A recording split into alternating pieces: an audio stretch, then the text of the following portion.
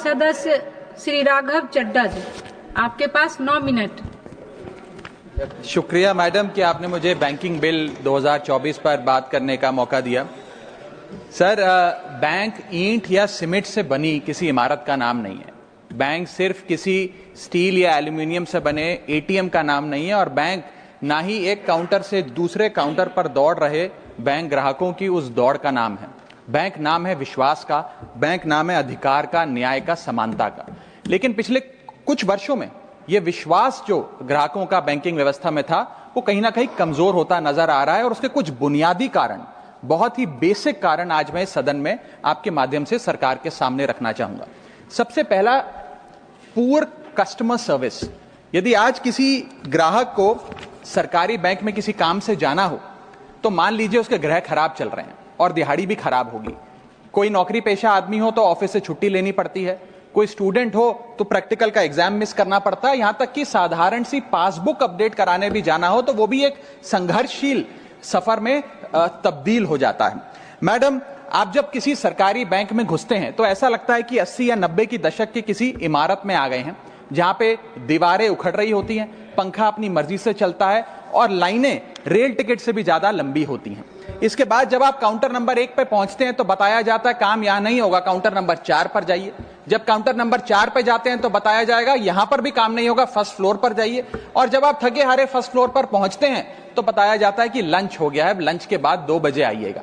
2:15 पहुंचते हैं तो बताया जाता है कि लंच एक्सटेंड हो गया, अभी कर्मचारी गुलाब जामुन खा रहे हैं। यह व्यवस्था है कस्टमर सर्विस की एक सरकारी बैंक में। और आज हम जहां चांद पर पहुंच गए, यूपीआई से गोलगप्पे खरीद रहे हैं, लेकिन हमारी सरकारी बैंकिंग व्यवस्था 80-90 के दशक से बाहर नहीं आ पा रही है। अभी आरबीआई के गवर्नर ने हाल ही में एक प्रेस कॉन्फ्रेंस कर वित्तीय वर्ष 23-24 की रिपोर्ट जारी करते हुए कहा कि 95 शेड्यूल्ड कमर्शियल बैंक्स में एक साल में, एक वित्तीय वर्ष में 1 करोड़ से ज्यादा कस्टमर सर्विस से संबंधी कंप्लेंट्स आई हैं। और ये तो वो कंप्लेंट्स हैं जिन लोगों को पता था कंप्लेंट कैसे दर्ज करानी है और उन्होंने दर्ज कराई। न जाने ऐसी कितनी कंप्लेंट्स होंगी जो सिस्टम में कैद ही नहीं हुई।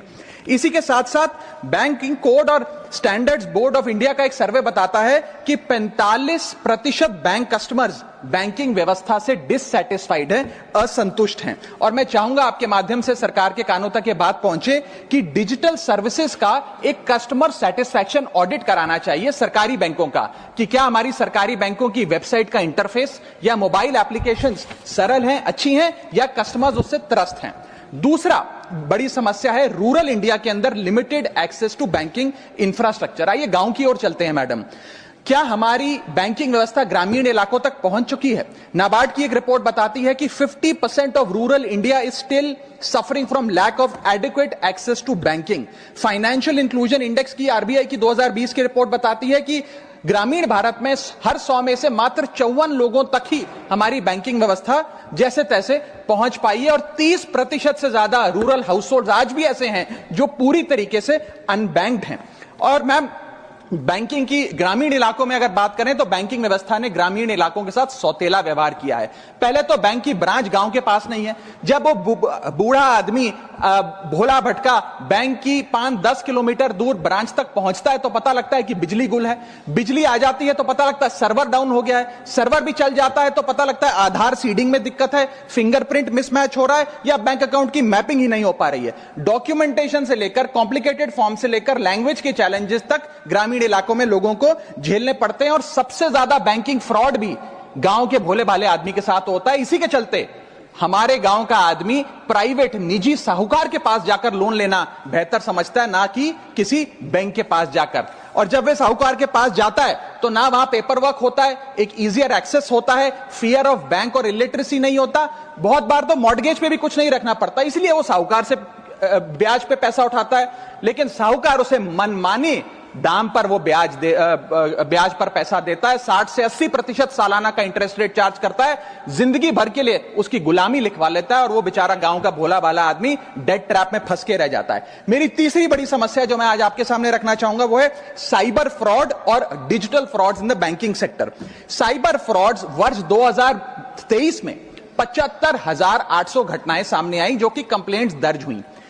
वर्ष 2024 आते आते 75,000 से बढ़कर यह आंकड़ा 2,92,000 हो गया, यानी कि 285% के बैंकिंग फ्रॉड्स की घटनाओं में इजाफा देखा गया और 2100 करोड़ रुपए लोगों के इस बैंकिंग फ्रॉड के चलते जीरो हो गए, शून्य हो गए, उनका नुकसान हो गया। और सबसे ज्यादा कंप्लेंट्स इसमें यूपीआई रिलेटेड बैंकिंग फ्रॉड्स की आई हैं। मैडम, मैं आपको बताना चाहूंगा कि मनी थेफ्ट के साथ साथ उतना ही जरूरी है डेटा थेफ्ट। जब आप बैंक को पूरे विश्वास के साथ अपना डेटा देते हैं, अपना पैन देते हैं, अपना नाम, एड्रेस, डेट ऑफ बर्थ, तमाम चीजें देती हैं, क्या बैंक आपके डेटा को सुरक्षित रख पाता है? क्या बैंक वो जाने अनजाने में या डेटा चोरी के माध्यम से वो सारा हमारा डेटा मार्केटिंग कंपनियों के पास, क्रेडिट कार्ड कंपनियों के पास, लोन देने वाले, फ्लैट बेचने वाले लोगों तक नहीं पहुंचता? एक रिपोर्ट के मुताबिक 2019 में एसबीआई के 3 million customer account data leak हो गया और तमाम बैंकिंग हिस्ट्री लीक हो गई। 2021 में मोबीविक का 8.2 TB का केवाईसी डेटा ही लीक हो गया। 2021 में एक पेमेंट गेटवे जस्टपे का 100 मिलियन क्रेडिट कार्ड की पेमेंट डिटेल्स और रिकॉर्ड्स लीक हो गई। अब ये लीक है कि जाने अनजाने में डेटा शेयरिंग है, ये फैसला मैं आप तक छोड़ता हूं, लेकिन आपको इस डेटा लीक का भुगतान करना पड़ता है, आपको उसको भुगतना पड़ता है। और उसका सबसे छोटा सा उदाहरण है कि आए दिन आपको आपके बीवी, आपके माता पिता, आपके घर वाले फोन करके आपका हाल पूछे ना पूछे, मार्केटिंग कॉल्स वाले आपको रोज फोन करके कहेंगे कि आपका क्रेडिट कार्ड अप्रूव हो गया, आपका लोन अप्रूव हो गया, हमसे फ्लैट ले लीजिए, हमसे फलानी चीज ले लीजिए। इनके पास ये हमारा डेटा आता कहां से, एक बड़ा सवाल है। चौथी समस्या, हिडन चार्जेस और फीस। मैं चाहूंगा आपके माध्यम से ये नाना प्रकार के चार्जेस जो आज मैं सदन में लाया हूं, ये माननीय वित्त मंत्री जी तक पहुंचे, ताकि देश के आम आदमी की जो जेब बैंकिंग सिस्टम काट रहा है, ये उसे पता लगे, ग्राहक को भी और माननीय वित्त मंत्री जी को भी। पहला, मिनिमम बैलेंस पेनल्टी। यदि आप न्यूनतम बैलेंस नहीं रखते हैं तो 100 से 600 रुपए प्रति माह बैंक आपका काट लेता है।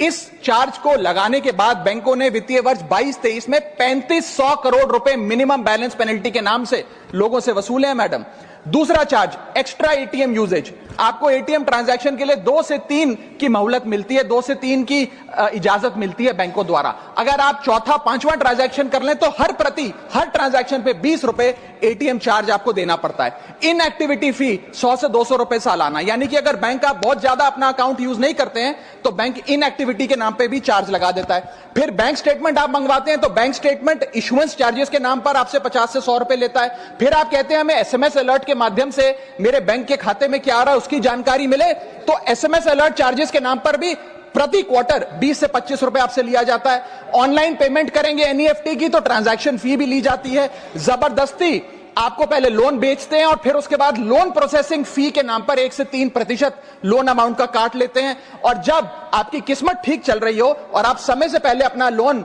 बकाया जो है उसका भुगतान करने बैंक पहुंच जाएं तो loan pre closure charges, early payment penalty के नाम पर भी बैंक आपसे पैसा वसूलता है। साधारण सा सिग्नेचर बदलवाना हो, नॉमिनी की डिटेल्स बदलवानी हो, उस चेंज पर भी 200 रुपए प्रति ट्रांजैक्शन के नाम पे बैंक आपसे पैसा वसूलता है। और डिमांड ड्राफ्ट, पे ऑर्डर बनाने जाएं तो 100 से 200 रुपए प्रति डिमांड ड्राफ्ट आपसे पैसा वसूलता ही वसूलता है। यानी कि कस्टमर्स की जेब काटी जा रही है और कस्टमर्स को पता भी नहीं लगता कि कितना पैसा बैंक इन नाना प्रकार के चार्जेस के चलते आम आदमी से वसूल रहा है। मेरा पांचवा और आखिरी point madam, insurance and investment product miss selling. अपने क्वार्टरली या मंथली टारगेट्स पूरा करने के लिए बैंक के एग्जीक्यूटिव मिस सेलिंग करते हैं, गलत प्रोडक्ट लोगों को बेचते हैं। यह भी एक प्रकार का हनी ट्रैप है। मीठी मीठी बातें कर कर भोले भाले मासूम लोगों को ऐसे प्रोडक्ट्स बेच दिए जाते हैं जिनकी जरूरत उन्हें है ही नहीं। IRDAI, insurance regulatory development authority of India की एक रिपोर्ट बताती है कि 3.5 लाख सालाना कंप्लेंट्स में से 20% कंप्लेंट्स सिर्फ और सिर्फ मिस सेलिंग की, गलत प्रोडक्ट बेचने की उन्होंने दर्ज करी हैं। सेबी की एक रिपोर्ट बताती है कि 30% इन्वेस्टर मिसलीडिंग इंफॉर्मेशन का शिकार हैं। और म्यूचुअल फंड्स की मदर बॉडी, जिसे association of mutual fund of India कहते हैं, वो बताती है कि 23%, मैं खत्म कर रहा हूं मैडम, 23% इन्वेस्टर ऐसे हैं जिनके पास वो प्रोडक्ट्स हैं जो उनके रिस्क प्रोफाइल और फाइनेंशियल गोल से मेल ही नहीं खाते हैं।